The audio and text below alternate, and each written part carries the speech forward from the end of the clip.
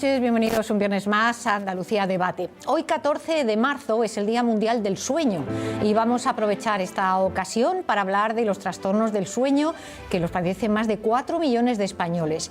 Los datos nos indican que el 48% de la población adulta española no tiene un sueño de calidad.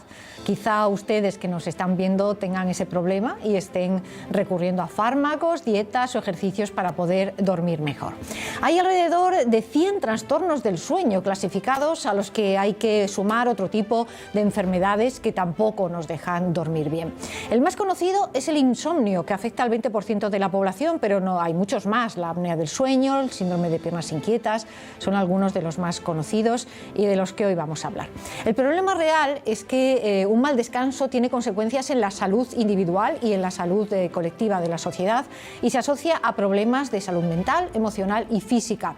Y esto no sucede solamente en adultos, un 25% de los niños tampoco duermen bien. Muchos de estos problemas tienen un fondo neurológico, pero otros tienen que ver con malos hábitos de los que se llama higiene del sueño.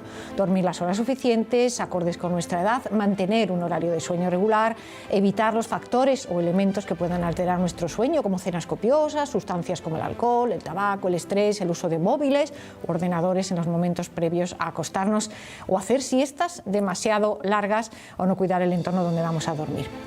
Si tenemos en cuenta que a lo largo de nuestra vida pasamos una media de 30 años durmiendo, este tema no es menor y por eso, como siempre nos hemos traído a expertos en el tema para que nos aclaren dudas y nos recomienden qué es lo mejor para tener un buen dormir. Como siempre, les presento ahora mismo a las personas que nos acompañan en esta mesa de Andalucía a Debate. Aquí a mi lado está Juan María Sánchez Caro, que es doctor, neurólogo del Centro de Neurología Avanzada, que dispone de una unidad del sueño. Muy buenas noches, gracias por estar con nosotros. Aquí a mi otro lado, otra doctora, Beatriz Relinque, que es pediatra, especializada en descanso infantil del grupo IHP, que también tiene una unidad del sueño y que nos va a hablar de ese trastorno del sueño en los niños, que la verdad es que para mí era muy desconocido. Buenas noches, Beatriz. Luego tenemos a Rocío Gala, que nos ha acompañado también en alguna ocasión, que ya es dietista, nutricionista y CEO de RG Nutrición. Buenas noches. Buenas noches. Y otro invitado también que nos acompaña en otras ocasiones, José Antonio Galiani, que es psicólogo, director y fundador del Centro Psicosanitario Galiani. Un placer, Celia. Un placer también teneros aquí, a los cuatro, y para tratar este tema que, bueno, a mí la verdad que me parece muy interesante porque es raro que alguien no hable con amigos, con familiares y alguien no cuente que tiene algún problema para dormir bien. Entonces, vamos a empezar por lo primero, vamos a definir qué es un trastorno del sueño, porque, doctor, dormir una noche mal no es un trastorno del sueño, o dormir porque uno tiene problemillas no es un trastorno del sueño, ¿o sí? Todos hemos tenido malas noches, ¿verdad? Ha habido momentos en los que hemos estado estresados, nos vamos a casar, por ejemplo, la noche de antes no dormimos bien, ¿verdad? Es que el doctor se ha casado hoy, quiero que lo sepan, le damos la enhorabuena desde aquí. Entonces, momentos de estrés podemos dormir mal, pero un trastorno de sueño implica una continuidad, es decir, que ya hay meses en los que, al menos, ¿no?, en los que uno está durmiendo mal, ¿no? Y dormir mal, ¿qué es? Pues dormir mal es tener una mala continuidad del sueño, que el sueño se fragmente, es que conciliemos mal el sueño o es que el sueño no alcance la profundidad adecuada, ¿no?, que la estructura del sueño no sea adecuada. Y a veces realmente el sueño está bien, pero nos dormimos a deshora, nos dormimos muy tarde, nos dormimos muy pronto, ¿no? Y eso también es un trastorno de los ritmos circadianos o del sueño, ¿no? Doctora, ¿los trastornos del sueño para usted qué son? O sea, el hecho de... ¿Cuándo podemos decir que tenemos un trastorno del sueño? ¿Cuando dormimos mal? ¿Cuánto tiempo, por ejemplo? Pues mire, lo fundamental en pediatría es diferenciar entre los trastornos del sueño y los problemas en el sueño. La mayoría de consultas que nos realizan los padres son por problemas del sueño, es decir, son patrones de sueño que no cumplen las expectativas que tienen estos padres. Muchas veces nos venden que los niños tienen que dormir la noche completa a partir de una determinada edad y esto no siempre es así. El sueño es un proceso evolutivo que va madurando a medida que madura el niño. Entonces, pues no siempre se consigue a la misma edad. Entonces, lo principal es diferenciar esto, los problemas del sueño de los trastornos del sueño. Luego, en los niños sí que se dan trastornos del sueño, que son muy frecuentes las pesadillas, los terrores nocturnos, pero verdaderamente esto no supone ninguna patología, simplemente son trastornos. Exacto, son trastornos frecuentes de esa edad que luego también a medida que van madurando pues van desapareciendo. Bueno, a nivel de psicólogo, José Antonio, tú eres psicólogo clínico, o sea, tú tienes una clínica donde atiendes pacientes. ¿Cuánta gente va allí a decir es que necesito ayuda porque tengo trastornos del sueño? Me llamaban la atención antes las estadísticas. Si tenemos que ver las personas que padecen problemas de salud mental y su relación con los trastornos del sueño, yo te diría que es prácticamente el 100%. Es decir, la sintomatología de un trastorno del sueño o una dificultad para el sueño en pacientes con diagnóstico de salud mental es prácticamente del 100%. Yo suelo decir que, y este titular me gustaría que quedara para nuestra audiencia, que uno duerme como vive y vive como duerme. Es decir, depende de su descanso nocturno, así vivirá el día. Y depende de cómo uno viva el día, eso es un círculo así vicioso. dormirá por la noche. Justamente, es que de eso se trata, uno se va alimentando al otro. Entonces, decirte también que a veces, fíjate tú, no es muy frecuente que las personas acudan al psicólogo por un problema de trastorno del sueño. Acuden por la sintomatología que se origina como consecuencia del trastorno del sueño. Es Cuando decir, rascas hay un trastorno. Síntomas anímicos, depresión, síntomas emocionales, ansiedad, síntomas psicosomáticos, síntomas obsesivos. Entonces, no es muy frecuente, Celia, fíjate, que vengan por el trastorno del sueño en sí, diagnosticado como síntoma o como diagnóstico, pero sí como, diríamos, la patología mental que se origina como consecuencia de un mal descanso. Bueno, te voy a preguntar, aunque no tiene mucho que ver con esto, pero aprovechando que estás aquí, ¿cuánta gente ha ido en estos días porque está harta de la lluvia y está deprimida?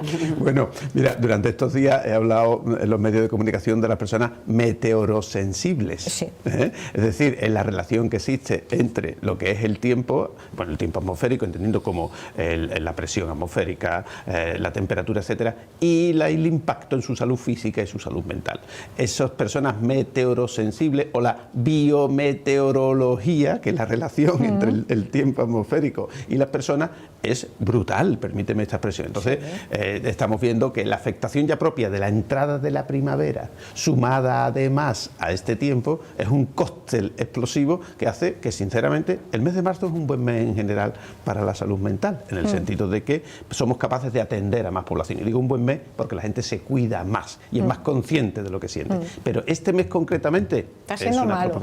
Bueno, estamos marchitándonos. Bueno, bueno, Celia, porque somos más conscientes de lo que nos pasa y acudimos a ponerle remedio. Sí. Bueno, Rocío, y en tu caso, yo supongo que te pasará un poco como el psicólogo, cuando se rasca un poco en los problemas, a lo mejor de alimentación que tiene la gente, detrás también puede haber trastornos del sueño. Sí. Nosotros en la primera entrevista nutricional abordamos ese tema de horas de descanso, sueño, si es un sueño reparador, si no, si hace actividad física justo antes de irse a la cama, si cena copiosamente, todos esos parámetros afectan a la calidad del sueño y eso es otra línea de trabajo que nosotros en consulta también abordamos. O sea que digamos que la valoración tiene que ser integral, ¿no? O sea, porque detrás de siempre de algún trastorno alimentario, que lo hemos hablado aquí también en el programa, suele haber otro tipo de cosas. Por supuesto que sí.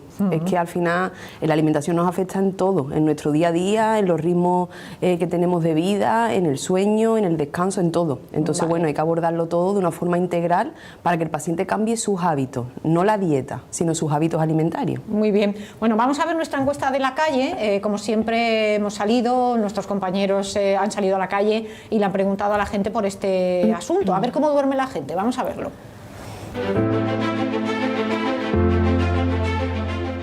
Cuando hay problemas cuesta trabajo dormir, pero si no, no. ¿Y tiene alguna rutina para dormir mejor? Pues vivir tranquilamente sin procurar no tener problemas y sí. ¿Y alimentos has tenido que quitarte para poder dormir mejor? Hombre, de noche se come menos que al mediodía. Yo duermo un poquito más, sí, pero porque tomo un diazepam. ¿Tomáis pastillas también, para dormir sí. regular el sueño y demás? Sí, algunas veces sí. ¿Has visto una evolución en la edad? Hombre, en la edad se nota, claro, que se duerme menos. Que duermes menos. Duermo menos, claro, con la edad. Sí, no como, hago autofagia. La última comida que hago a las 6 de la tarde. Ya no como más.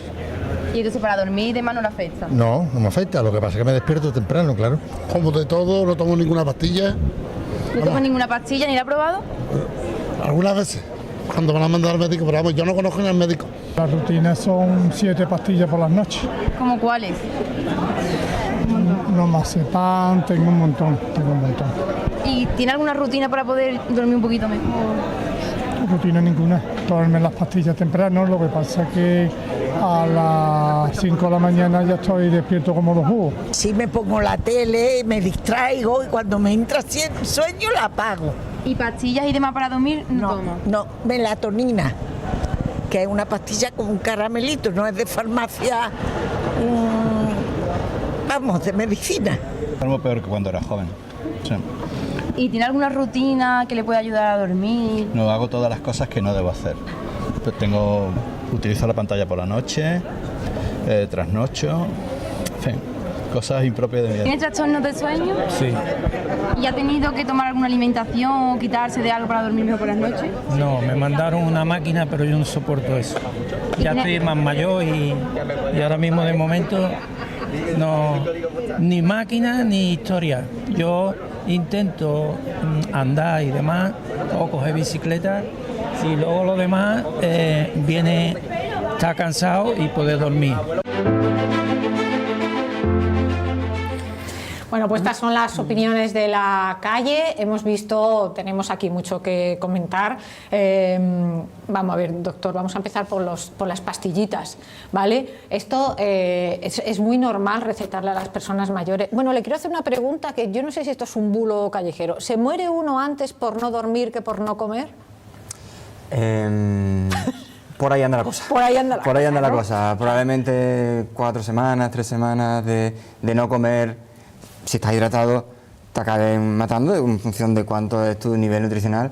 Y por dormir, en teoría se muere antes, sí, se muere en pocos días, pero la realidad es que pocas veces ha pasado, ¿no? Bueno, por eso, ha pasado pocas veces porque a la gente se le da remedios antes y muchas veces todas porque la gente estas no puede evitar pastillas. dormirse, ¿eh? Cuando uno tiene sueño se duerme. Ya. El problema es que a lo mejor en el día a día la gente muchas veces cuando tiene problemas de sueño no descansa suficiente, ¿no? Pero morirse por esto yo creo que es un miedo irreal y tampoco debe tener nadie que tenga problemas de sueño el morirse por no dormir, porque eso no ocurre. Y a veces la propia ansiedad por no dormir bien te hace pensar que te va a pasar algo malo y duermes peor. Y eso también te hace dormir peor. Entonces esa expectativa de que dormir mal es terrible, pues bueno, te viene mal porque en el día vas a estar mal, vas a tener más problemas de salud en todos los aspectos y eso podemos hablar luego.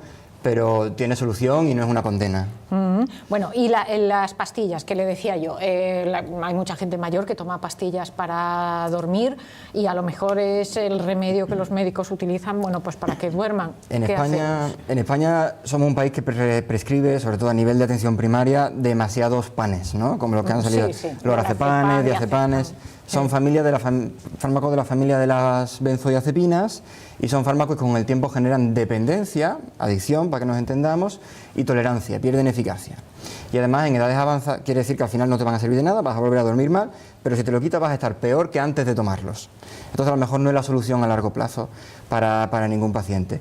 Por otro lado, a edades avanzadas pues ya a lo mejor somos un poco más lentos, tenemos un poco más de dificultad para mantener la atención, un poquito, aunque no tengamos ninguna enfermedad, se pierde alguna facultad, pues estos fármacos van a hacer que esas facultades estén peor, porque te enlentecen un poquito el funcionamiento del cerebro. Entonces es importante intentar tomarlos solo periodos cortitos. Si tengo un problema, pues un problema familiar, laboral, que no estoy durmiendo nada, lo tomo unos días y lo dejo. Algo puntual. Y si hay un tratamiento crónico es importante consultar con un especialista, un neurólogo, un psiquiatra, con la idea de cambiar por otro tratamiento que a lo mejor también ayuda a descansar, que a lo mejor en el futuro lo podemos quitar y sobre todo quitar esa benzodiazepina que a largo plazo es un problema. Bueno, en los niños esto es un problema mayor porque a los niños no se le pueden dar así pastillas tampoco no de se esta... debería. No se debería, bueno. Sí. Entonces, ¿cómo se trata? No tenemos a ningún niño porque claro, los niños no solemos preguntarles, pero sí que es verdad que supongo que la forma de tratar las cosas es completamente diferente. Sí, debería ser completamente distinta. En la pediatría sí que se utiliza la melatonina, normalmente se da un mal uso de ella Porque la pastillita hasta que nos decía la señora que eso no es medicina. Bueno, en niños suele ser en gotas, pero es melatonina. La melatonina no tiene una seguridad ni una eficacia conocida en la edad pediátrica y nunca debería ser la primera opción terapéutica.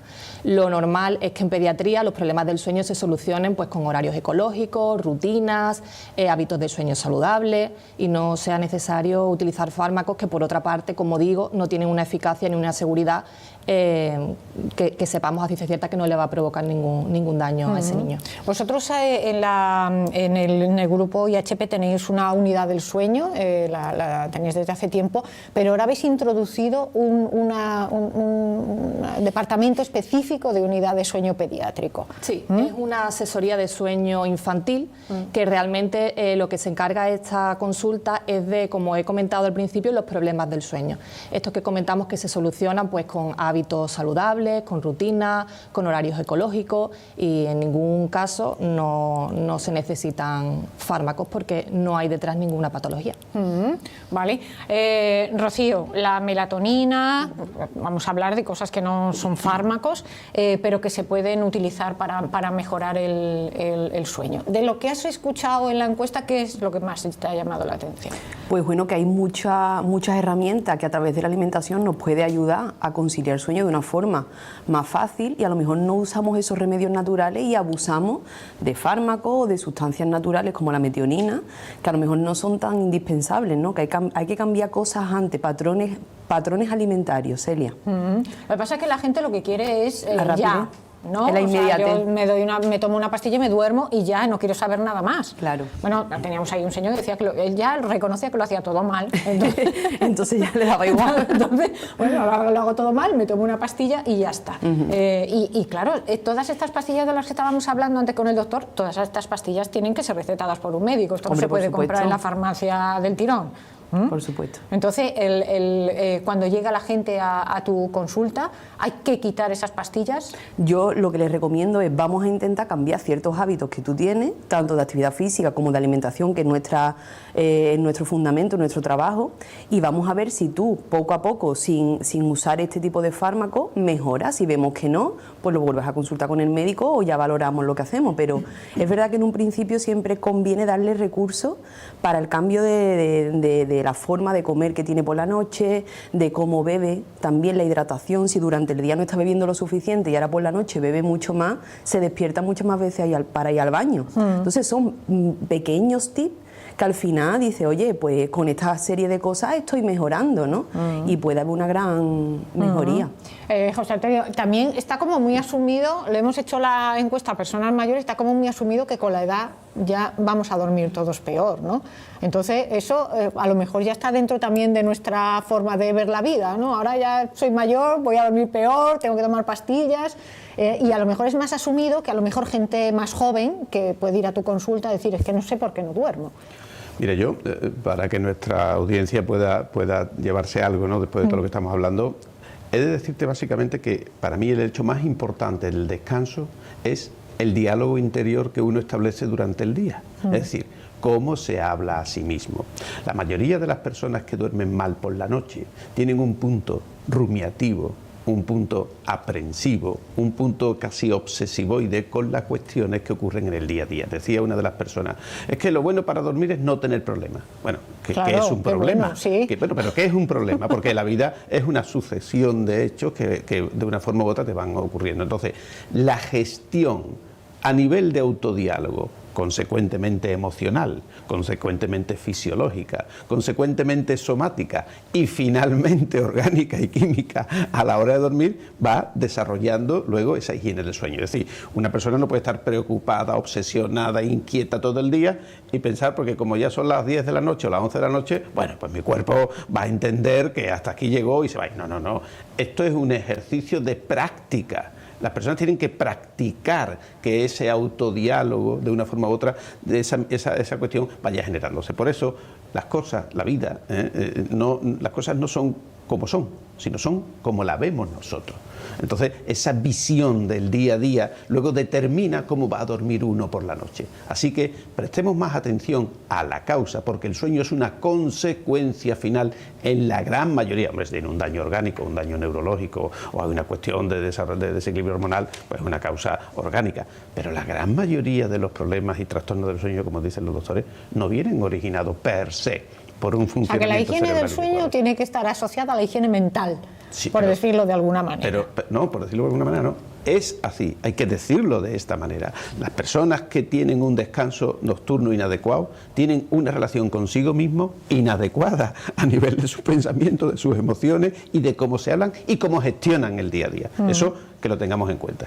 Bueno, de hecho, doctora, usted me corregirá si no es así, las famosas pastillas acabadas en pan lo que hacen es, digamos que, ralentizar tus pensamientos, ¿no? O sea, no dejarte que la mente siga funcionando de esa manera tan acelerada. Sí, esa es la función. En lugar de tratar, como dice José Antonio, la causa que nos está provocando el no dormir bien o el no conciliar bien el sueño, pues lo que hacemos es como tapar, digamos, esos problemas, pero sin realmente tratarlos, que muchas veces con tratarlos pues se solucionarían los problemas del sueño. Lo que pasa es que es una gran tentación, ¿no? O sea, tener un fármaco es la vía fácil, que digamos. En realidad te para ese ruido mental que es el que no te deja dormir. Exacto. Sí, pero Celia, hay una cosa, a las personas no les importa ser etiquetadas de que tengo un problema de sueño, pero sí les importa decir que eres un poco obsesivo, que eres un poco, diríamos, aprensivo, que eres un poco rumiativo, eso ya les ofende.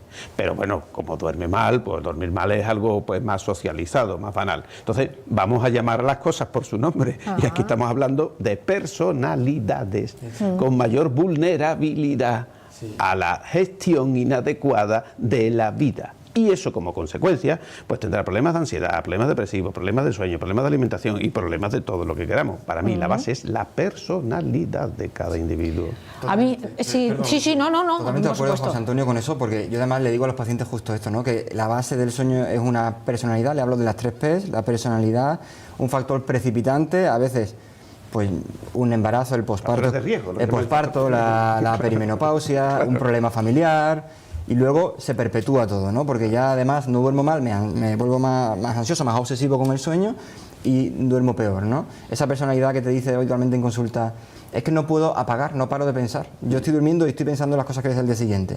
Esa personalidad obsesiva que no para de darle vueltas al tema es el origen de muchos problemas de sueño y es muy difícil, efectivamente, para nosotros en consulta lograr convencer al paciente de que la base de esto es la psicoterapia.